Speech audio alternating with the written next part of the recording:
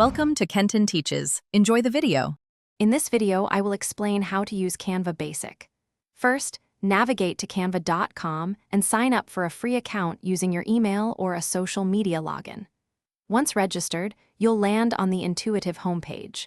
Take a moment to explore the various design categories available, like social media posts, presentations, or flyers. This initial step sets the foundation for all your creative projects. Now, let's create your first design.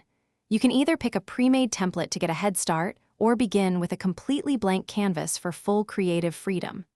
Drag and drop text boxes, upload your own images, or select from Canva's extensive library of photos and graphics. Experiment with different colors, fonts, and element placements to bring your vision to life. Once your elements are in place, it's time to refine your design with basic editing tools. Easily resize and crop images to fit your layout perfectly. Use the layering feature to bring elements forward or send them backward, and group multiple items to move them together.